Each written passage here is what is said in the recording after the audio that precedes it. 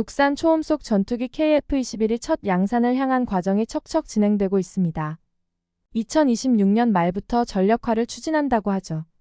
총 1조 9,600억 원 규모로 최초 물량 20대를 공급하는 계약을 맺었습니다. 2015년 착수해 총 개발 기간 10년 6개월로 KF-21이 본격적인 양산 단계에 들어선다는 것 자체로 큰 의미가 있습니다. 이후 생산 수량은 20대 추가로 늘어나 블록 1은 40대가 될 예정입니다. 그런데 KF-21과 관련해 진행 상황에 대한 보도가 이어지자 의아해하는 일부 시각들이 있었습니다. 총 양산 금액을 살펴보면 너무 저렴하다는 것이었는데요. 계약 규모를 축소해 저렴하게 보이려 하는 것이 아니냐는 지적이 잇따랐습니다. 이 금액에 엔진과 레이더가 빠져 있다는 것이었습니다. 아무래도 KF-21 사업이 갖은 고난을 겪어왔다 보니 견제와 불신의 목소리가 공존할 수밖에는 없습니다. 그런데 이는 별개의 제조사와 계약을 맺어야 했기 때문에 엔진과 레이더 가격이 포함되지 않았다는 것이 밝혀졌습니다. 이후 레이더를 공급하는 한화시스템, 엔진을 공급하는 한화에어로스페이스와의 계약 소식이 속속 전해졌습니다. KF-21은 문제없이 양산 계약이 이루어졌다는 것이 확인되었습니다. KF-21 개발에 관여하는 한국 내 방산 기업들 간 컨소시엄 없이 따로따로 계약을 하고 양산을 진행하는 과정이 비효율적이라는 지적이 잇따랐습니다.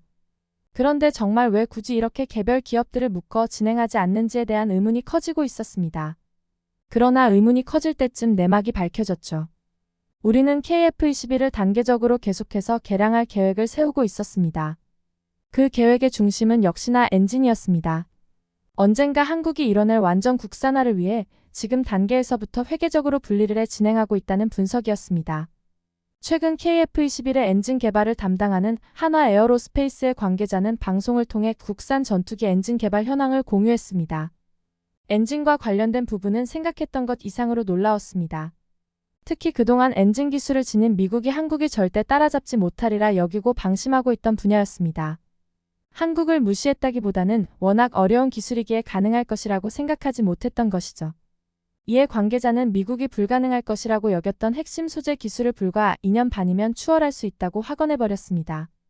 충격적인 사실이 아닐 수 없는데요. 그 시점이면 KF-21의 초도 생산분위 배치를 마칠 시기로 이 말대로 된다면 KF-21은 배치 직후에 국산 소재를 적용한 엔진으로 곧바로 교체를 하게 된다는 시나리오가 성립되는 것이죠. 어떻게 이런 빠른 개발이 가능할 수 있을지 궁금해집니다. 그 바탕에는 우선 한화가 이미 확보하고 있는 기술 수준이 상당하기 때문이었습니다. 많이 알려지지 않은 사실이지만 현재 KF-21의 시제기 6기에는 생각보다 국산 엔진 기술력이 많이 들어가고 있었습니다. 추력을 발생시키는 메인 엔진이 아니라 구동계의 부차적인 움직임을 제어하는 APU 보조 동력 엔진의 경우 이미 국산화가 완료되어 시제기 전체에 탑재되어 있습니다. 더군다나 현재 라이센스 생산하고 있는 F414 엔진 역시 국산 부품으로 40%가량 대체한 과도기적인 모델이 시제기 절반에 들어가고 있습니다. 이 엔진들은 4, 5, 6호기에 들어가는데 혹시 모를 상황을 위해 쌍발 엔진 중 한쪽으로만 들어가기는 해도 실제 시험 비행까지 진행되고 있는 상황입니다. 한화 관계자는 우리 기술에 대한 자부심이 컸는데요. 부품 제작 기술의 측면에서 원 제조사인 미국의 제너럴 일렉트릭과 견주어도 결코 뒤지지 않는다고 이야기했습니다. 이미 미사일 등에 쓰이는 단수명 엔진의 기술은 숙달되어 있는 상태였습니다. 그 원리는 전투기 엔진과 다를 바 없지만 엔진째로 나라가 폭발함으로 단 한 번만 사용한다는 것이 차이점인데요. 이걸 전투기에 사용해 장수명 엔진으로 발전시키려면 수천 시간분의 열과 압력을 견디는 소재를 확보하는 것이 핵심입니다. 그 외 코어라고 불리는 부품들의 생산과 설계 능력 자체는 이미 검증이 되어 있었죠. 하지만 문제점도 있었습니다. 소재 확보가 결코 쉽지 않다는 것이었습니다. 엔진 전문가들은 소재가 견딜 수 있는 온도를 100도 높이는 데에 10년씩이 걸린다고까지 표현할 정도로 어려운 부분입니다. 더군다나 KF-21의 F414와 같은 고성능 고추력 엔진은 애초에 시작 전부터 온도가 매우 높기 때문에 출발선부터가 다르다고 봐야 합니다. 그런데 최대 화씨 2732도, 섭씨 1500도까지 올라가는 엔진 후방 핫 섹션에서 내열성을 갖출 뿐더러 성능적으로 신뢰성까지 있는 소재를 개발할 수 있느냐가 가장 큰 관건입니다. 이 부분이 가장 어려워 아직까지도 많은 국가들이 엔진 기술에 있어서만큼은 수출입에 의존하고 있는 실정이라고 하죠. 일반적으로 내열성을 갖추는 소재는 강도부터를 담보하기가 어렵습니다. 보통 1500도를 버티는 대부분의 물질들은 툭 치면 깨질 정도로 강도가 형편없다고 하는데요. 상대적 저온인 대신 높은 압력을 버텨야 하는 엔진 전방 콜드 섹션과 달리 엔진 후방 핫 섹션에서는 압력보다도 연소되고 나온 초고온을 견디는 것이 큰 문제가 됩니다. 그래서 콜드 섹션에서는 강도가 더 높은 티타늄 합금을 많이 사용하는 반면 핫 섹션에서는 내열성이 더 높은 니켈 합금을 주로 쓰고 있습니다. 그러나 문제는 여기서도 어느 정도의 고압 상태를 견뎌야 하므로 강도가 중요하지 않은 것은 아닙니다. 비교적 물은 금속인 니켈로 만드는 합금이 견디기가 쉽지 않습니다. 니켈 합금 소재가 1500도를 견딜 수 있게 하는 여러 가지 방법이 있지만 강도가 확보가 되지 않기 때문에 깨져버리는 것이죠. 한화는 이 문제를 해결하기 위해 갖은 애를 쓰고 있었습니다. 우선 1500도를 그대로 견딜 필요가 없게 만들었습니다. 한화는 이미 확보하고 있는 우수한 설계 기술이 있기 때문에 가능했습니다. 고도의 냉각 설계를 통해서 엔진의 온도는 1500도까지 올라가도 최대 400도가량을 냉각시켜서 소재가 견뎌야 하는 온도를 1100도 수준으로 낮추는 것입니다. 이 방법을 다른 선진국들의 엔진 설계에서도 공통적으로 채택했었지만 설계 기술력이 뒷받침되지 못하면 구현하지 못하고 어려움을 겪게 되었습니다. 한화는 그동안 긴 세월을 꾸준하게 다른 나라들의 발전된 엔진들을 라이센스 생산하고 노하우를 습득해왔기에 지금에서 가능한 일이 되었던 것이죠. 또 다른 방법으로 니켈로도 초내열성을 지니는 신소재를 개발해버리는 것이었습니다. 한화가 발견한 방법은 바로 단결정화입니다. 금속 역시 광물인 만큼 결정 구조를 지니는데 하나의 결정 구조에 딱 한 개의 결정만 들어가는 단결정 구조를 구현하면 내열성은 물론이고 강도까지도 비약적으로 높아지는 것을 발견했습니다. 물론 만드는 것이 쉬운 일은 아니었지만 한화는 이걸 엔진의 최고온부에서 사용하면 효율이 매우 좋다는 결론을 얻어냈습니다.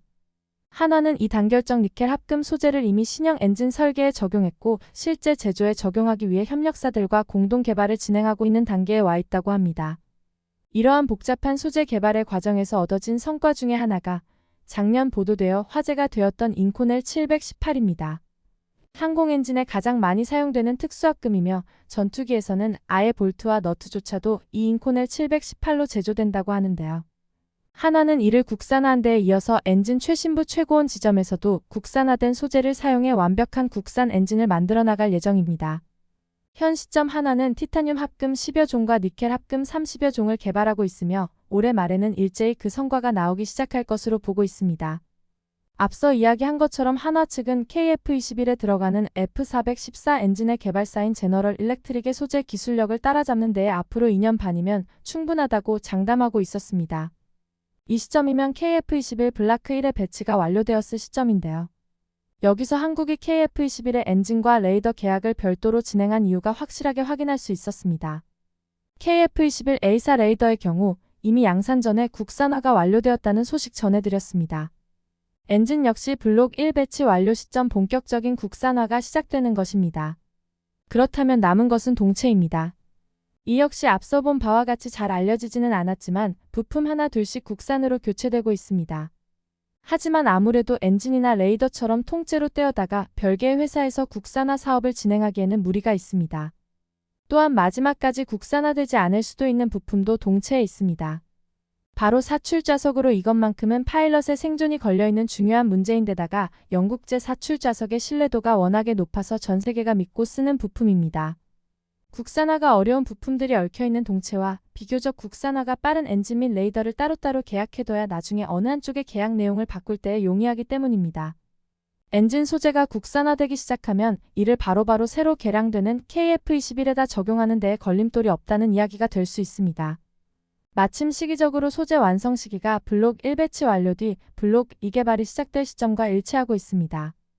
이 계획대로라면 우리는 국산 엔진을 전제로 개발된 KF21 블록 2가 나오는 것을 볼 수 있을 것이라고 전망됩니다. 성능만 검증된다면 당연히 이미 배치된 블록 1의 엔진 역시 국산 엔진으로 교체될 것이고요.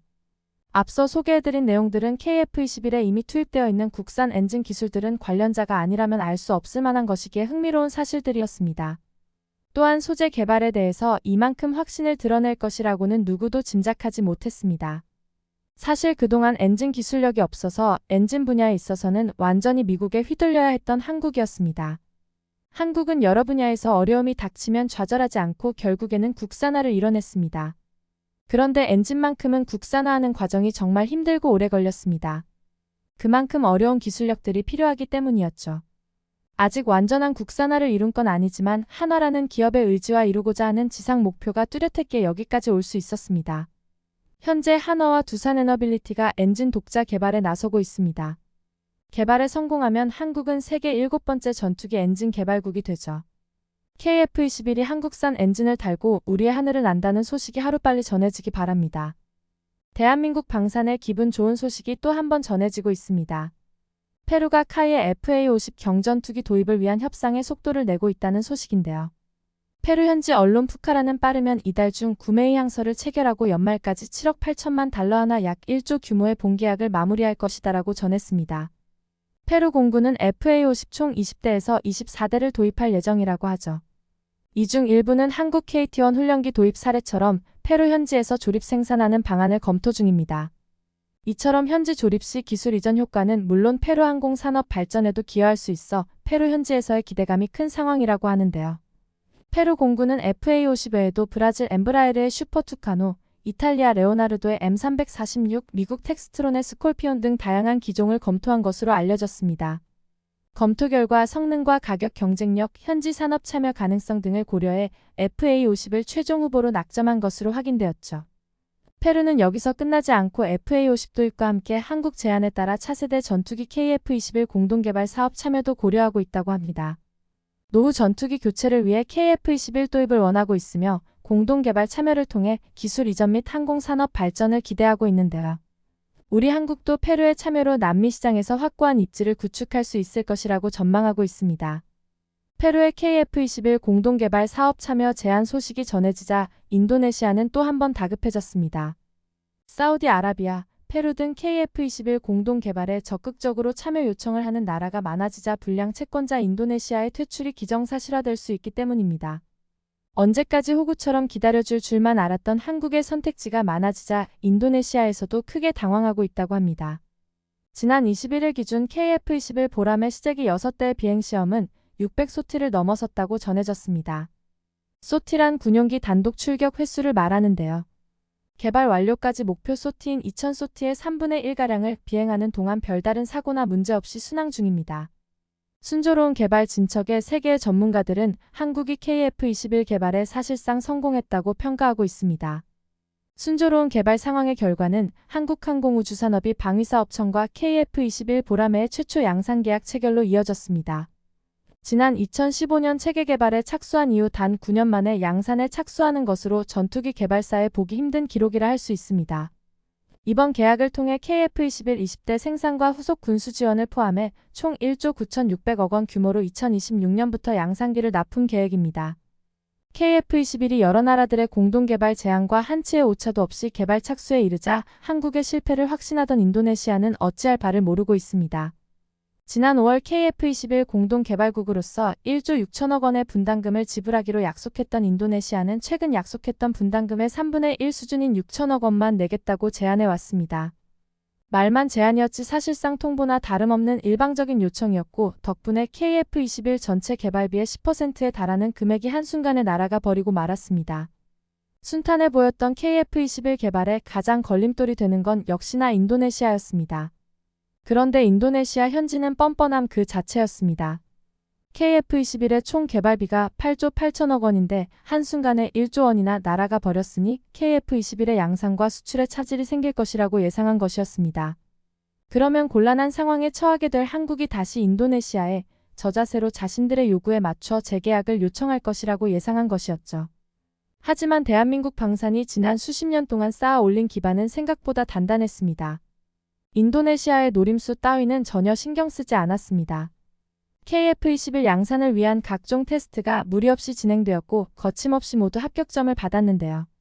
더불어 이번 최초 양산 계약까지 도달하게 되었습니다.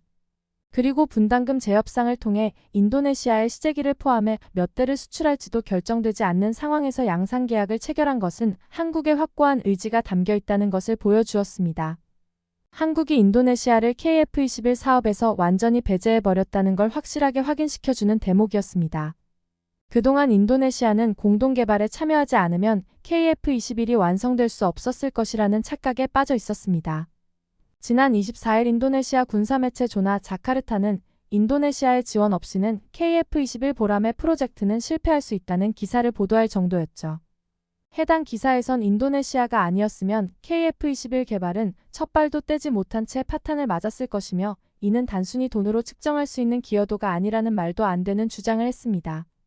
뿐만 아니라 애초에 분담금이 너무 과도하게 상정되어 불합리했다는 것이었습니다. 이에 한국에서도 분담금을 다 받을 수 있을 거라고 생각한 적 없을 것이기에 인도네시아가 분담금을 줄이겠다고 해도 계약은 계속 이어질 것이라고 장담했습니다.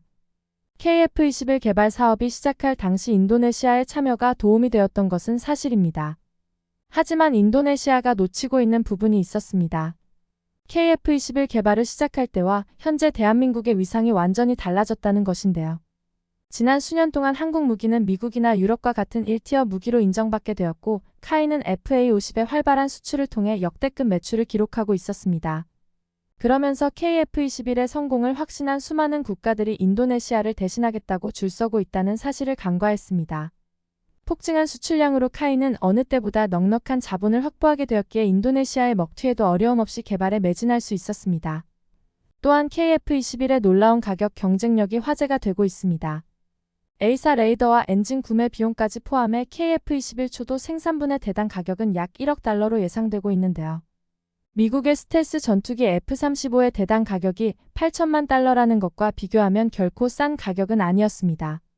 하지만 이는 교육과 시설 같은 기타 비용이 함께 잡힌 초도 양산 가격이기에 추후에는 지금의 70% 수준의 가격을 형성할 것으로 예상되고 있습니다.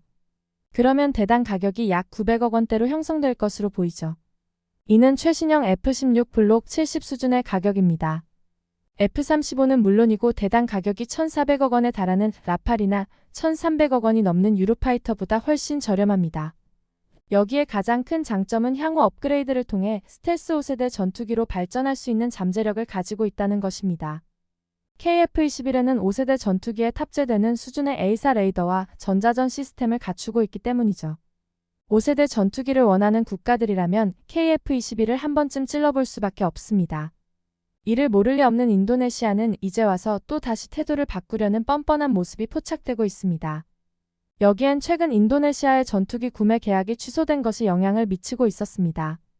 KF-21 분담금 미납을 주도했던 인물은 전직 국방부 장관이자 차기 인도네시아 대통령 프라보워 수비안토입니다.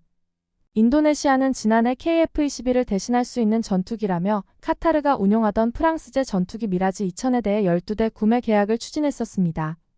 하지만 대선 토론 과정에서 미라지 전투기 도입에 비리가 있었던 게 아니냐는 의혹이 제기되었죠. 그래서 프랑스 전투기 구입 계약은 결국 무산되고 말았는데요. 그런데 이는 어찌 보면 뻔한 결말이었습니다.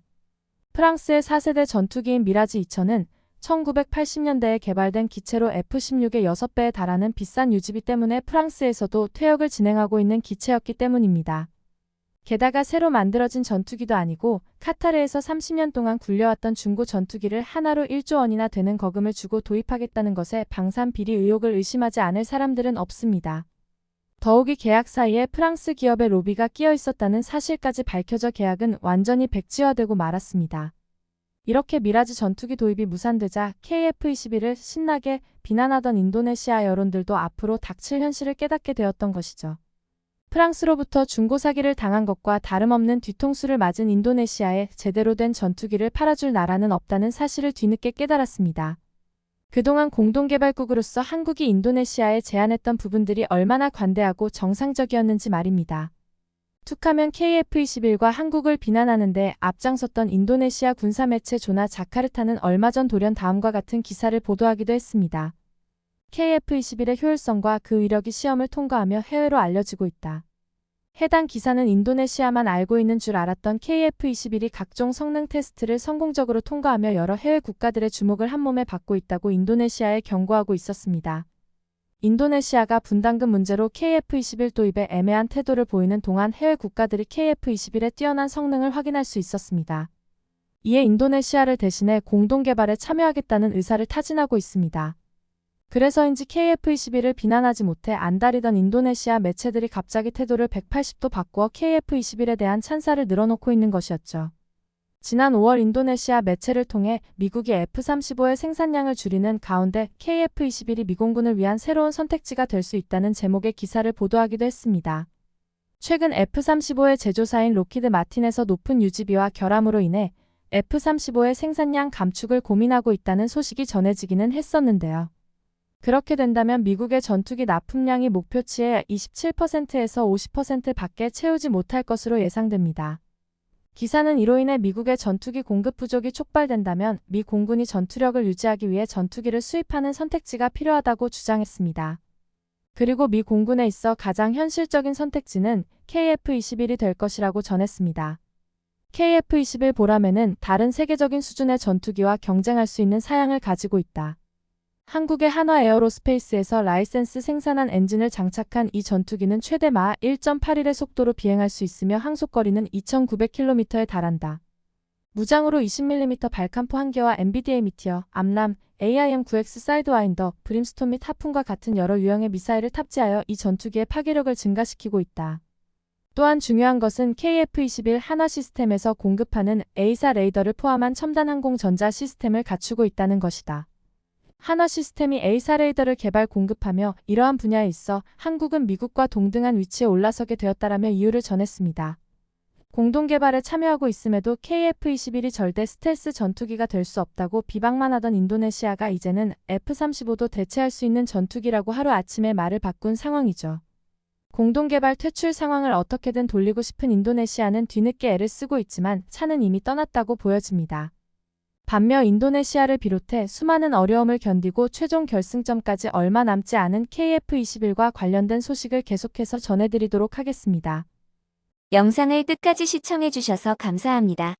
구독과 좋아요는 영상 제작에 큰 힘이 됩니다.